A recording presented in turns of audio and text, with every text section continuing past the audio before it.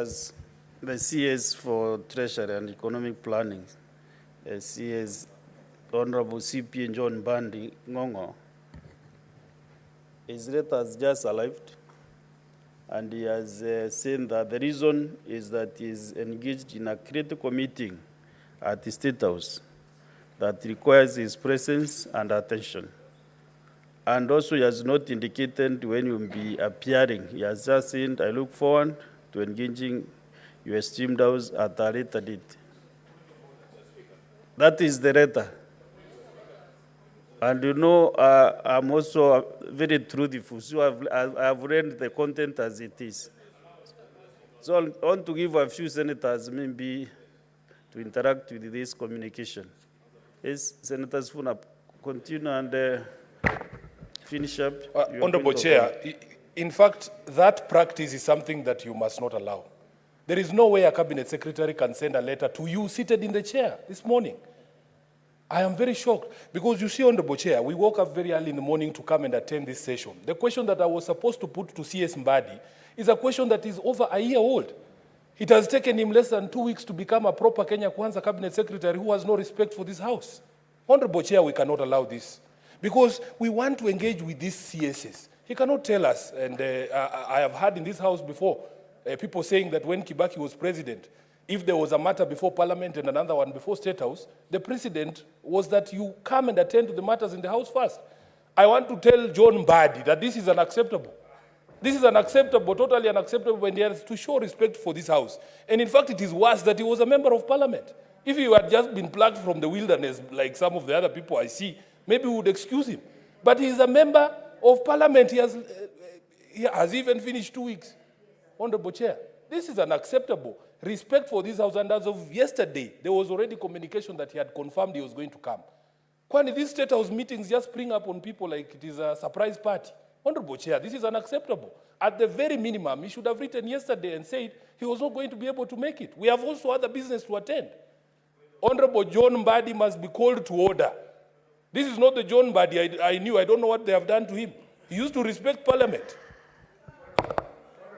Sorry, actually, I thought our visitors are not allowed to any. I want to give our guests just 10 minutes, then we can do housekeeping.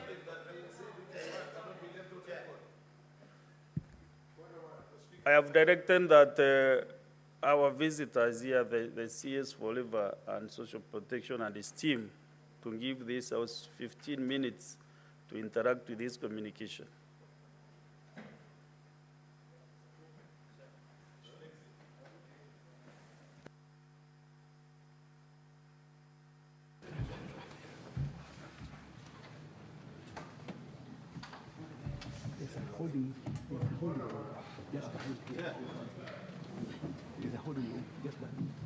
Yes, Majority Leader.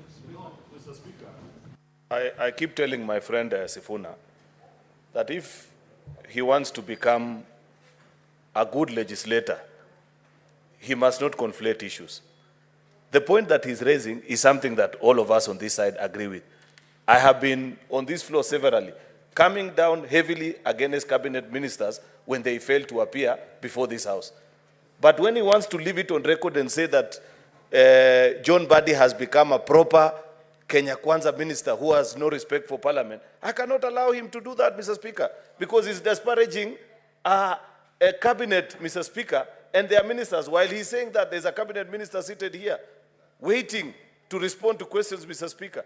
Is it in order, Mr. Speaker, for Senator Edwin Sifuna to claim that a proper Kenya Kwanza minister has no regard for Parliament?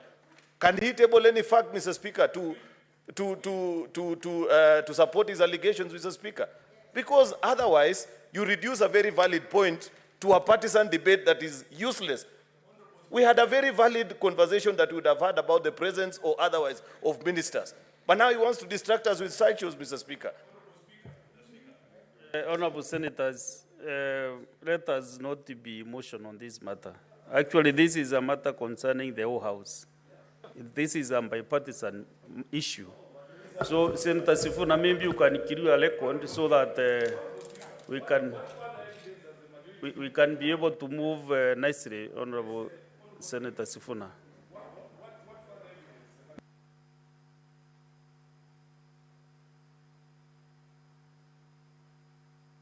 No, I've asked him to clarify that bit so that... Speak.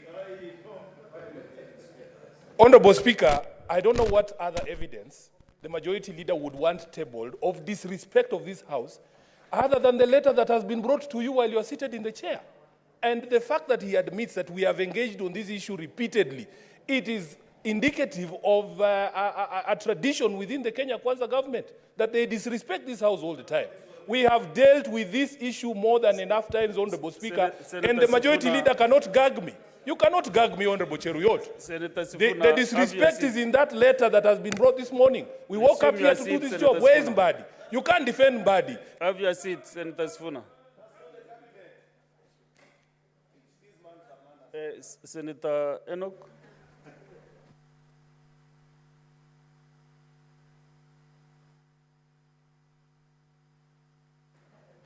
You know, Mr. Speaker, there are things you are saying that are difficult to implement. When you say people should not be emotional about this matter, it's difficult not to be emotional about what we have just witnessed. It is difficult, Mr. Speaker, to deal with a fact which is on record that a cabinet secretary expected to appear before a House of Parliament is writing to the Speaker while the session is on to say he cannot appear. And the reason given is in State House. Mr. Speaker, I will say two things and try to be not too emotional about it. One, Article 132 of the Constitution, functions of the President. The President is accountable to Parliament, the President himself, to Parliament. Article 153 of the Constitution, the Cabinet is accountable to Parliament. Mr. Speaker, those two articles read together place the Parliament of the Republic of Kenya at such a position that when you are required to appear before either a committee of Parliament or a plenary sitting of Parliament, then everything else must stop. Mr. Speaker, this is just plain reading of the law. And you know, when now I see my brother, my very good friend, the Senator of Kericho, who is also the majority leader, getting emotional and saying that Senator Sifuna should be taught a lesson. Mr. Speaker, I'm wondering, between Senator Sifuna and the CS for Treasury, who needs to be taught certain lessons? Mr. Speaker, just allow me to finish. Mr. Speaker, this is a serious matter. In fact, Mr. Speaker, this is so serious. And you know what?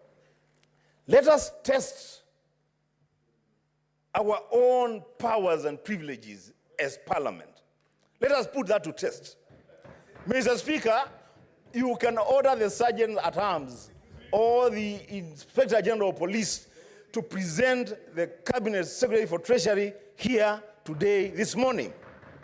Mr. Speaker, you know, we cannot say that Parliament has been disregarded, and every time that we are disregarded, then we permit those people that disregard the Senate to continue doing their things and doing bad manners. Lastly, Mr. Speaker, Senator Cheruyot, you should not feel bad when Senator Sifuna says that the CS Treasury is learning bad manners. Point of order, just a minute. Oh, Savannah. Thank you. Thank you, Mr. Speaker. Mr. Speaker, at the sitting of the Senate Business Committee yesterday. What is your point of order regarding what is... No, I thought you were giving me an opportunity. No. To, You are... sorry.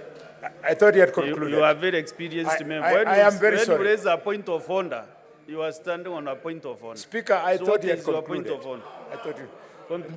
Then I'll have my time if you. Senator Wambua, If conclude. I'm able to catch your eye. In less than Mr. a Speaker, minute. you know, we defer to Senator Halwale, honestly. Surely, I was on my feet.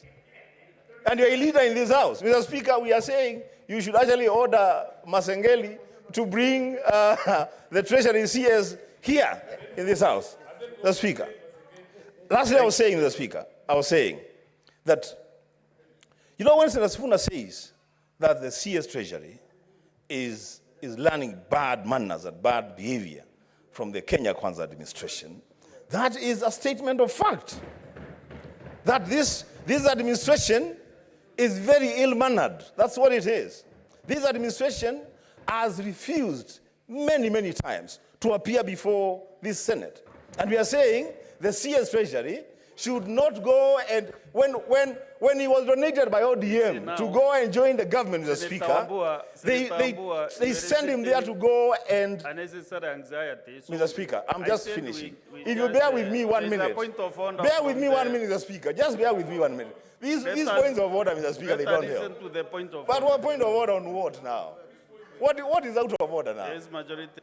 Mr. Speaker, just allow me to finish. Just allow me to finish, Mr. Speaker. I have 1 minute. Just 1 minute. Even. There is majority, Linda. You know, I was willing to allow these cheap shots to pass.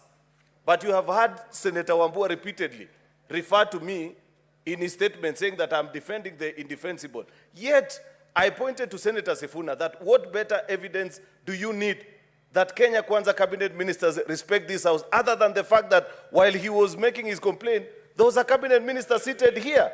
Therefore, you cannot generalize, Mr. Speaker.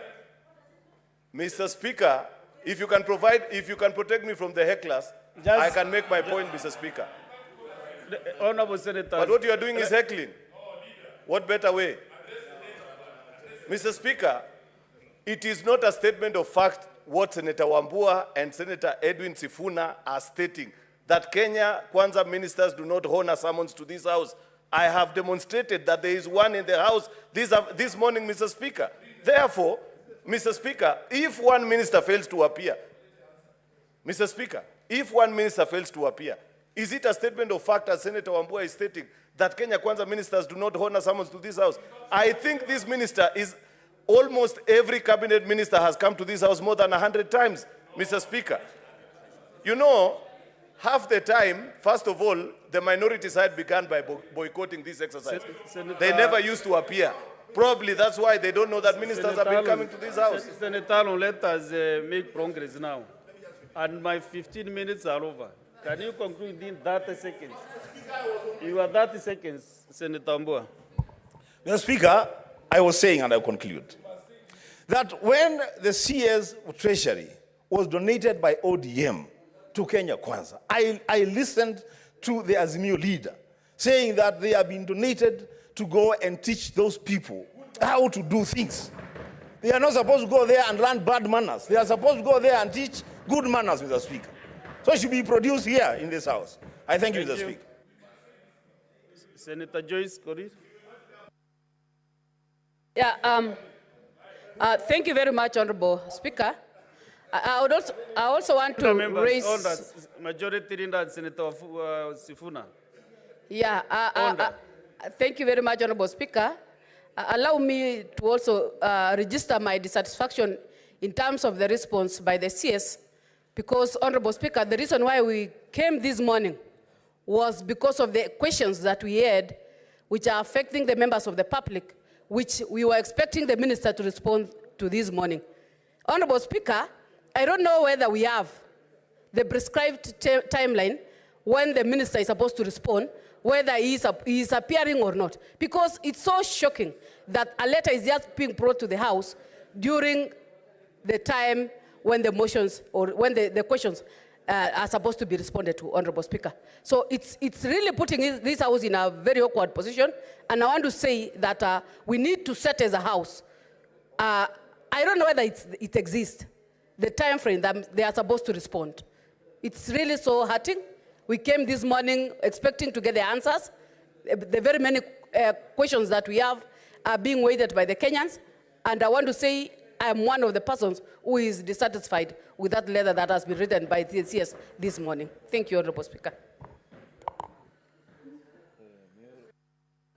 Senator Fatuma Nduro.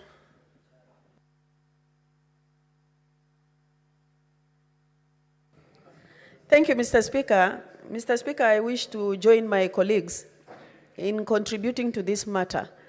Mr. Speaker, I don't want to say much because much has been said, but this matter is not about a political party. It's about an individual member of cabinet who should take up their responsibilities. Mr. Speaker, I really feel frustrated because there is nothing happening in this house as far as summons or invitation of this house is concerned. Mr. Speaker, we either pack and go home or we take our matter seriously because things are not actually going through the right direction. Mr. Speaker, I'm going to bring a statement on the floor of this house. We have a governor officiolo who has refused to appear before all the committees of the house. He has even taken a committee of the house to court, Mr. Speaker. Mr. Speaker, we have our mortuary that is not working for the last 1 year. And I brought a statement to the floor of this house earlier this year, Mr. Speaker. So, Mr. Speaker, we should put our acts together.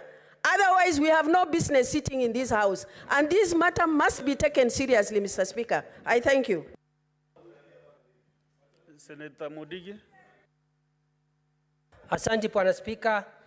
Nataka kukosoa Senator wa Nairobi ambaye ni rafiki wangu. Mr. Mbadi sio wa Kenya Kwanza, ni sahihi tuko kwa serikali ya muungano. Kwa hiyo kupigia sisi kelele kusema yeye ni wa Kenya Kwanza, hiyo ni makosa kubwa sana. Ya pili, rafiki wangu, nataka nikwambie, wakati ulikuwa apitisha cabinet secretary wao kuingia hapa, wewe ulikuwa umetimua, ulikuwa nje, haukuwa unatuunga mkono. Ya mwisho, ningetaka kusema Mheshimiwa Mbadi amefanya makosa kukuja hapa, angekuja tumuulize maswali, kwa sababu unajua sisi kuko na ile pesa ambayo tunalipia wafanyikazi wetu, pesa ya usuru anja tulipa kwa kipindi ya miezi 3. County ya Embu saa hii wafanyikazi wote county ya Embu hakuna pesa ametuma hapo. Kwa hivyo angekuja hapo, hiyo ni ile swali tungeuliza. Na sio county ya Embu peke yake, ni county ya 47. Na wakati tulikuwa naendelea alikuwa anasema hakuna pesa, saa hii angekuja tumuulize swali. Kwa hivyo mimi naunga mkono Senator Mbadi aweze kuwa summoned akuja hapa ajibu maswali yake. Asante Bwana Speaker. Thank you. Senator Muma Muyaka Kadri. Thank you, Honorable Speaker, for the opportunity to speak. I want to add my voice that it is not acceptable that the CS Treasury can elect to send a letter this morning. The questions we are asking the CS are questions that have been moved for over 6 months.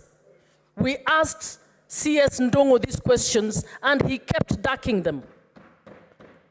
And now the CS Mbadi takes them. We expect him to come here and resolve these things. Why do we have this session if asking questions should take a year to answer?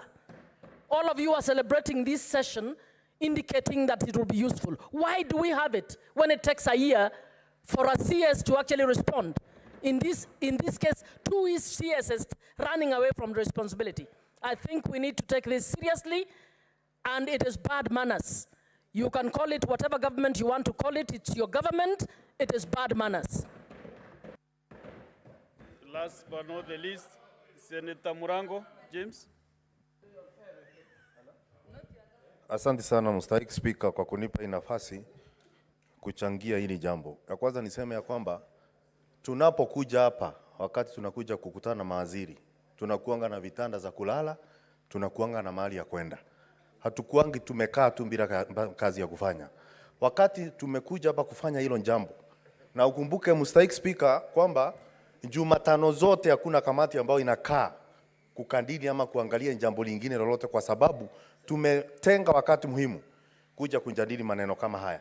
Wakati waziri ameitwa anakosa kuja, tunaweza mtetea, lakini hiyo si haki kwetu na si vizuri kwetu.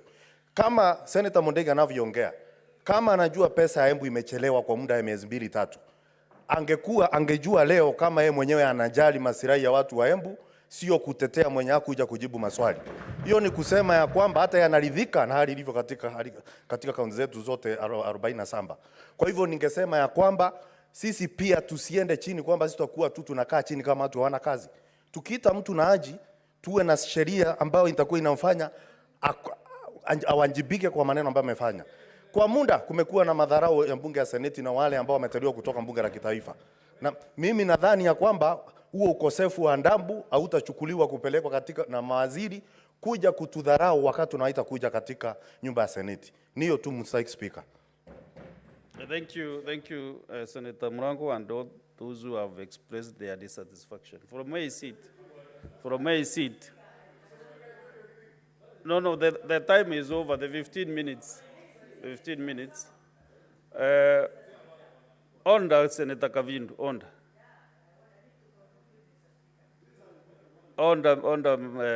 Senator Kavindu. I was saying that it is not in order from where I sit to receive a letter and actually communicating that all the CSCs are indicated. None of them had expressed that they will not come to this session this morning. But it's not in order to just receive a communication from the CS when the session is on. And therefore, senators, we cannot be lamenting every day in, day out. I would like to have a bipartisan manner in this issue so that both sides can revoke standing on the 51D, which says that the Senate may, where a cabinet secretary fails without reasonable cause to appear and respond to questions on this part, move a motion to censure the cabinet secretary. So we should not be just weeping, crying, and we have our explicit authority under 51D.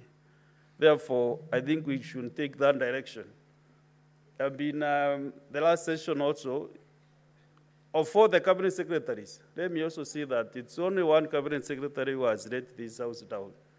I want to disagree with those who said cabinet secretaries don't appear. But the CS Treasury, even last session, did not appear to answer questions.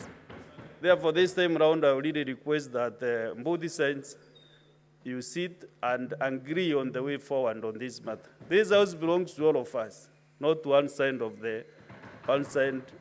the divide.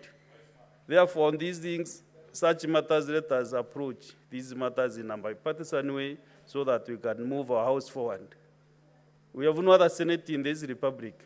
We are the elected 67 senators who are in this house. So if we fail, all of us will fail. If we succeed, all of us will have succeeded. Therefore, now I request the Senator at Arms to bring in the CS for labor and social protection.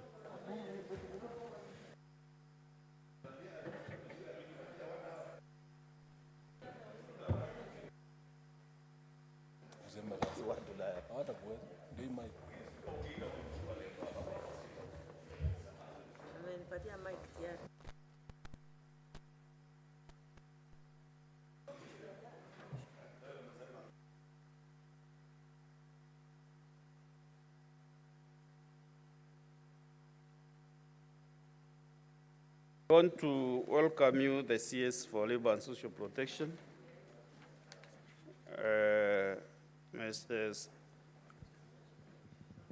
So that you can answer these three questions.